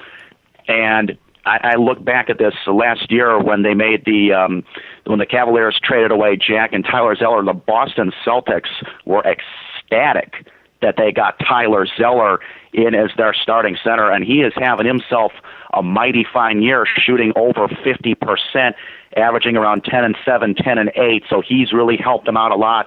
Isaiah Thomas has been a really big trade for them as well. Boston at 31-39, and they're right in there for the 8th seed. But again, nobody wants to take on Atlanta in the first round, so they're fighting as hard as they can to work their way up, along with your Miamis and your Charlottes and your Indianas and your Brooklyn Nets of the world. Yeah, and it looks like all the focus as far as that kind of stuff for the next 2 weeks is going to be in the East, because the West has started to settle itself out. There was a lot of this too, and there are still teams. I mean, hey, you've got 2 teams within 3.5 games at the bottom of the West, but Oklahoma City, even with the news that they may not get Durant back, Russell Westbrook has just put that team on his back here in the last little bit, and they have now solidified at least some space. But although Phoenix will not, they're not letting them breathe. Both teams have gone 7-3 in their last 10 games. Oklahoma City holds a 3-game lead for that final spot with 11 games to go for each team. But Phoenix will not let them up. I mean, they are winning, matching them win for win, but it's going to take a stumble from Oklahoma City for Phoenix to play their way in. Them and New Orleans are 3 and 3.5 games back with 11 to play, but it looks like Westbrook and his charge may be able to stave it off. But really, as much as I thought Oklahoma City would be a nasty number 8 seed to run into, obviously the dynamic changes without Kevin Durant.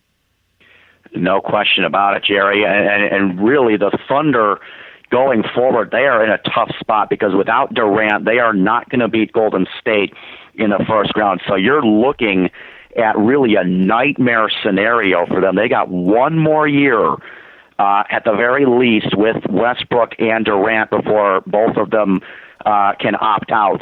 There's going to be so much pressure on that team to go out and actually surround those two guys with talent to try to get Oklahoma City a championship. I mean, they made it to the finals, I believe it was back in the 11-12 season, but really they have not tasted the finals really ever since. They've constantly been in the Western Conference finals. They've been there a few times, but going forward, there's going to be an immense amount of pressure for the Thunder to win next year, because if they don't, and Westbrook and Durant say, hey, we've been here for 7 or 8 years and nothing has really become of it, you're looking at losing potentially both of those guys, the faces of your franchise, and then Oklahoma City would essentially be reduced to more or less an expansion franchise, which is what they were back in 2007, 2008. So, I mean, they have to win next year. They have to get those guys healthy, and they have to make a serious run at the finals, or else they could risk losing 2 of the top 5 players in the league. Yeah, that's nuts. I mean, and Kevin Durant, it's going to be the reverse of what, like with LeBron with the decision, because he's going to be getting the pressure next year to go back home, and instead of it being seen as abandoning the team that he's been with, it would probably be the one scenario where he could leave Oklahoma City. I mean, he could leave in any way he wants and go on, especially if he's just upfront about it, but that would be the one where he could probably improve his brand if he left Oklahoma City, would be to do the whole, hey, I'm going back home deal, you know? Oh, no question about it. Yeah, and really Durant seems to be the type of guy that stays committed to a program. Now, so he also is a guy who has a hunger for a championship. He's always played with this kind of a chip on his shoulder. I actually met Durant and Westbrook in consecutive years, and he just feels like this guy that is just a really kind of a salty guy. He's always got a chip on his shoulder because he hasn't won that first championship. And I think that LeBron was kind of the same way before he went to the finals for the first time, albeit they got swept by the Spurs the first time he went to the finals. But But yeah, I mean that is going to be a crazy scenario there. It's hard to see Durant leaving, but it's also hard to not see him go to D.C. where he'd play at home and he'd be playing with John Wall and Bradley Beal and all those guys. And Westbrook could do the same thing. I mean, he could go just about wherever he wants because of the numbers that he's put up. Anybody out there that's got some cap space would offer him the farm to come play for their team. So, yeah, 2 of the top 5 best players in the league could leave. But I also, Jerry, really would not be surprised to see both of them stay. But the question is, are they going to get better players around them? And I just don't think they will. I really don't. I still point to, hey, man, their trajectory changed with the James Harden decision. You know, I mean, they decided which way they wanted to go. But I agree with you so much about Durant. He strikes me as the kind of guy that wants to stay and see it through. He seems to really like where he's at and be that kind of guy. I could see Westbrook being the X factor because both of them have to decide whether, if they stay, like you said, will they be able to put the pieces around them to continue to contend. But the one forcing point that I could see changing Durant's mind as far as how he looks at the decision would be if Westbrook decides to bolt, because then if you're looking at a scenario where you may be the lone gun for a while and this team's got to reload around you, then you start to go, man, as much as I want to stay, am I going to be Dominique Wilkins in Atlanta in the late 80s? Am I going to, you know what I mean? That superstar player that leads a team to the first round out every year in the playoffs, and that's about it. And then that changes it. So I think that Westbrook really holds a lot of the future for them. And then, of course, you know, if the two of them come back, then that changes things. But you're right, because just a few years ago, when you had Harden, Durant, and Westbrook, and everybody pointed to them at the beginning of the Cavs run without LeBron as the formula, the model, the Oklahoma City model is what you follow to build your franchise through the draft and all of that. And it's going to be a very interesting next 2 years and how that experiment ends, because perhaps it ends by showing you that all you can do is give yourself an 8-year window of opportunity, but there's no guarantee that you're going to win. But they opened up a window for 8 years or so where they were able to have a shot each and every year at going after it. And here's another interesting potentiality with that deal, Jerry. Because of the fact that they have been treated well in Oklahoma City, if one of them was going to make the decision to leave, they potentially could do it before the start of next season and basically let Oklahoma City know and say, hey, this really hasn't worked out in the 7 or 8 years that we've been here. You know, we've been to the finals one time, but that's really not good enough for me, because I want to chase a ring every season that I'm in this league. Where, you know, it could potentially give the Thunder some leverage in terms of a trade.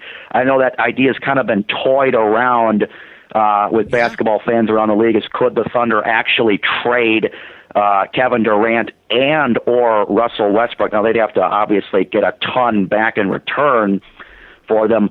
But, I mean, there's just so many different ways that could go. They could both stay. They could both leave. They could both get traded. I mean, it's a really unique scenario where 2 of the best players in the league, the franchise faces of the Oklahoma City Thunder, have a big decision to make.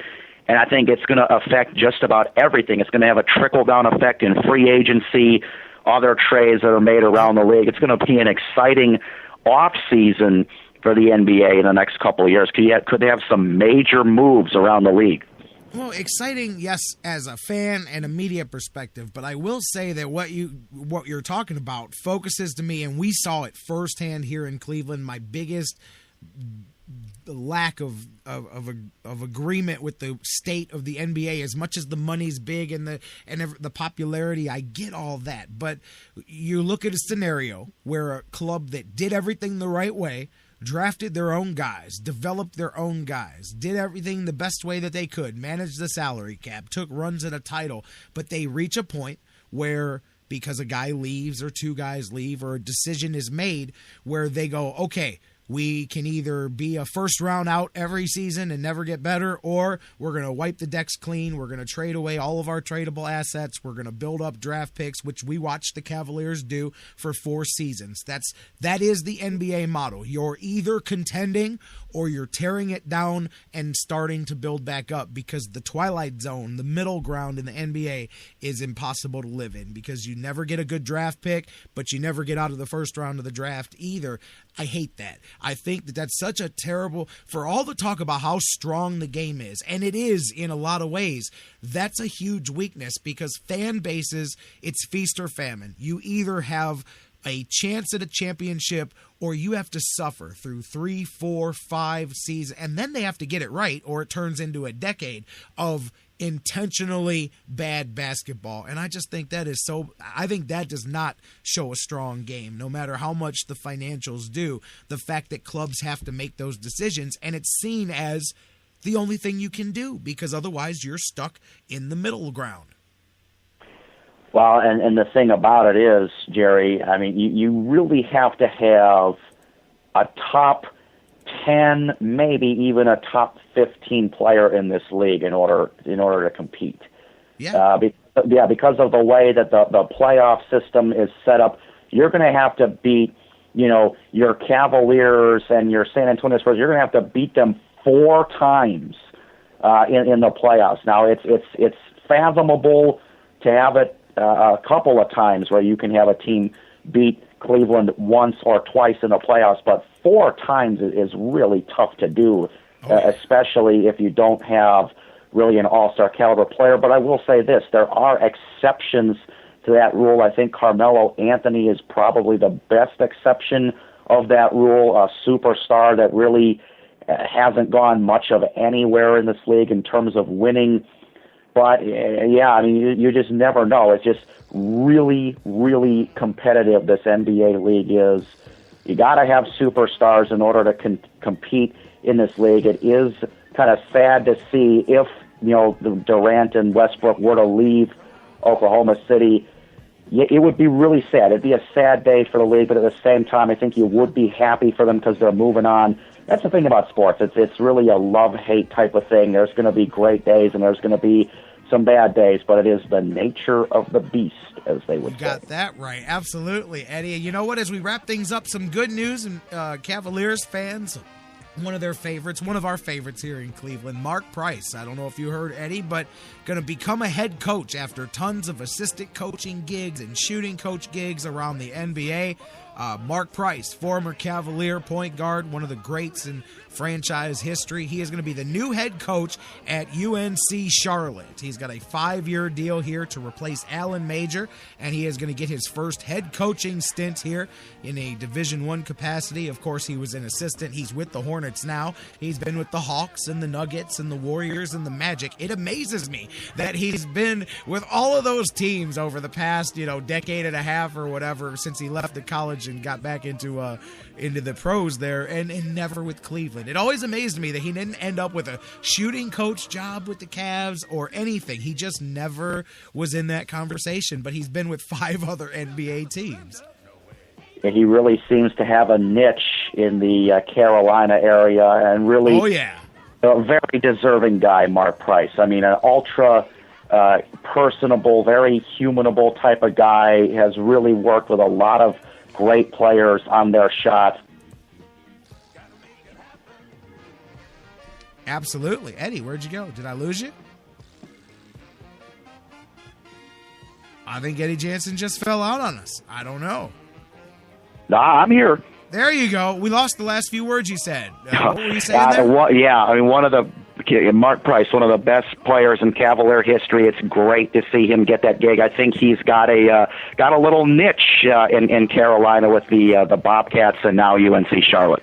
Yeah, and UNC Charlotte, that's one of those squads that appears, and I'll tell you, maybe Mark Price takes them on a run. Maybe next year they're going, to the Sweet 16, and people are like, hey, you never know. But good luck and congratulations to Mark Price, a great, as you said, I've got a chance to talk to him, one of the best, just a great guy. Eddie, you're a great guy too, and this was one hell of a conversation, man. We were all over the place talking a little bit of everything, and I really enjoyed it. Hope you did too, my man.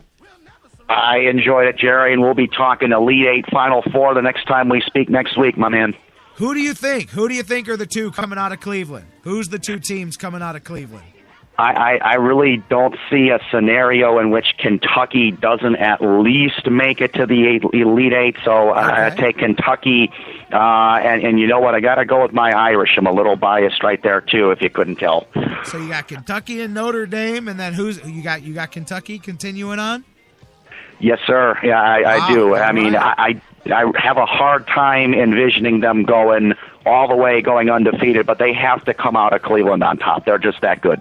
Well, we'll know. Next week when we talk, we'll be looking ahead. As you said, we'll have some Final Four, and we'll look at that. Cavaliers will be, just on the precipice of the playoffs, and we'll be a few days away from opening day as well. So a lot to talk about next week, my man.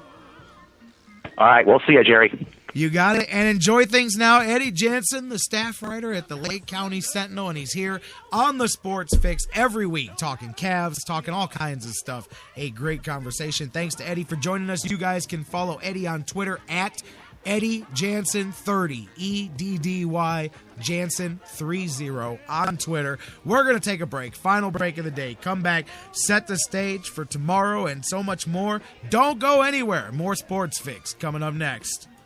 Keep on getting on. Gotta make it happen. Come on, Cavs. Gotta make it happen. Come on, Cavs. The Sports Fix, your choice for intelligent talk. That was wonderful. Bravo! I loved that. Oh, it was great. Intelligent talk. Well, it was pretty good. Well, it wasn't bad. Well, there were parts of it that weren't very good, though. It could have been a lot better. I didn't really like it. These guys must be on the wrong station. It was pretty terrible. It was bad. It was awful. It was terrible. Get him away! Hey, boo! Boo! The Sports Fix. Guys, want to take just a second as we head into this break and remind you about the official business printing source of the Sports Fix, our friends at Signs and Ship. Signs and Ship, I'm telling you, Chris and Pam, they've taken care of me since day one, and they can do the same for you. Whether you're a small business that's already been established and you're looking to grow to that next level and expand your business, or perhaps you've got an idea that you just know is going to be a great business and you need to figure out how to brand it and how to promote it and put it out there, Signs and Ship is the place for you. If you need a logo, they can create one for you. They have a fantastic graphic designer.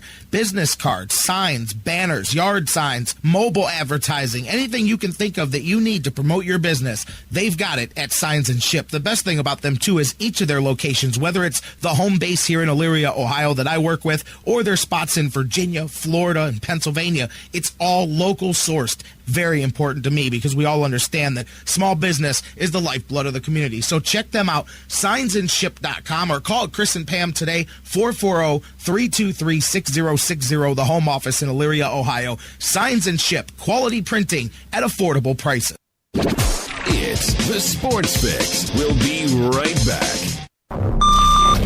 Fantasy sports lovers, you put so much time, hard work, and effort into playing week to week that it quickly stops being a fantasy and starts getting real. And when the smoke clears, you want to show off those victories with a real prize. I mean, a really real prize. Nobody does that like Fantasy Jocks. The crew over at Fantasy Jocks have beautiful, high-quality, and heavy-duty championship belts, rings, trophies, and so much more for all your fantasy sports needs. There's literally only one place to go. FantasyJocks.com. No football?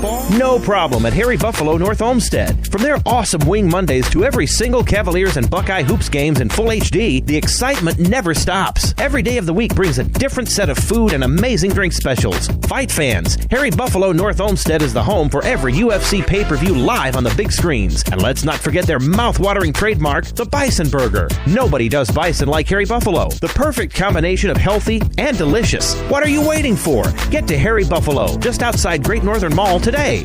Harry Buffalo. Join the herd. The Sports Fix is now available every day on the world's largest internet radio service, iHeartRadio. Download the free iHeartRadio app, subscribe to the show, and get your fix. Hey, everybody. Listen up. Listen up, guys. Hey, guys. Listen up. No one should ever hit a woman. Not their wife, not their girlfriend, not their date. No woman should have to fear violence. Especially not from someone they know and trust. But that's the reality for too many women. We have to change it. It's up to each of us, because even one is too many. Violence against women hurts all of us. Growing up, I was ashamed and afraid of my father when he abused my mom. The worst abuse of power is when a man raises his hand to hurt a woman. We all have to take responsibility.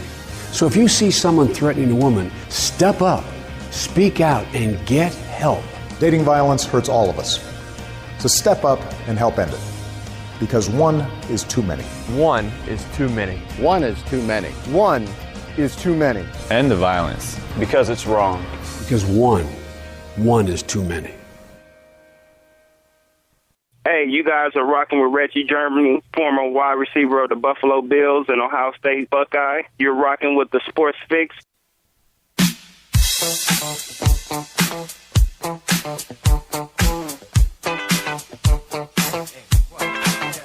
Oh, what you gonna do? You wanna get down? Tell me. Oh, what you gonna do? Do you wanna get down? Oh, what you gonna do?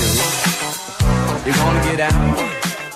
Welcome back to the Sports Fix. You want to get down? Get down. I'm not going to stop you here. J-Rocc back with you, wrapping things up for the day. And what are you going to do tonight? You got a lot of things to get into. Got a great basketball game to watch, as we were talking about a little bit ago. Thanks to Eddy Jansen for joining us. J-Rocc here. Thanks to you guys for being with me, by the way. Eddie and I were talking about a lot of things. Some great Indians talk, Cavaliers as well. Cavs back in action tonight. Should be a great one. The number 2 seed in the East against the number 2 seed in the West. The Grizzlies and the Cavs. And I'll tell you, I've always liked the Grizzlies, man. I'm telling you, that's a well put together team. I like the fan base down there in Memphis too, man. Definitely. I've got some emotional ties to Memphis and Tennessee and Nashville. I've got a lot of friends down there anyway, but I dig the Grizzlies, and I like their franchise. I think they got a good squad down there. It'll be a good game for the Cavs. Cavs have just been unbelievably great against the West here this season. They've won 13 of 14 since the beginning of the season against the West. They've just been rolling them here, much more than they do against the East, which is so surprising because of how much better the West is, which maybe that's a good thing for us looking ahead to the playoffs. It shows that maybe they focus a little more. Maybe they get up a little more for the level of competition. If that's the case, I'm all for that. Kyrie, speaking of playing well, has really played well against the Western Conference teams. He's got a 26-point-a-game average this season. He's nailing over 51% of his threes in the last 13 games, compared to 21 points and 35% against the East. So he's definitely up a little bit. And the Cavs in general average 110 points a game against the West, 102.5 against the East, and they're almost an 11-point on the plus side of the margin against the West. That's crazy because of how much stronger the West is. Cavaliers, though, definitely show an ability to play against them. Memphis, very strong at the house. They've won 11 of 13 at the FedEx Forum. In that run, their opponents are averaging 85 points a game and shooting 40%. Good luck to them stopping the Cavs at those numbers, but that's a good defensive team that is really getting themselves into playoff mode. The other day, what did they have? Zach Randolph and Marc Gasol had 44 points and double-digit boards. Gasol himself, last 2 times he's played the Cavs, has averaged 21 points and about 10 rebounds a game against the Cavs. So it's going to be a big matchup here. Matchups of big guys. There's going to be some work needs to be put in here. Should be a fun basketball game here between both of these teams. Cavaliers on the road this season, 20-17. Memphis at home, 27-7. Both teams on a 3-game winning streak. Heading into this one, Cavs have won 8 of the last 10. Memphis is 6-4 in their last 10 games. Health-wise, both teams as well coming in feeling pretty good about themselves. It's going to be a lot of fun here watching this one. Indians game should wrap up just a little early there. Get you ready for some Cavaliers hoops as the Tribe continues their march to opening day. Yesterday, we talked about it, dropped the Giants yesterday. It was a late night Indians baseball. I love it. You guys know I do. Moss with a blast. He had a 3-run homer. Jerry Sands with a monster shot. They said that was one of the longest shots in the history of that park in Goodyear. Jerry Sands is making some noise here. Tyler Holt as well. had a multi-hit game. Jan Gomes dropped a hit and scored twice, actually, yesterday.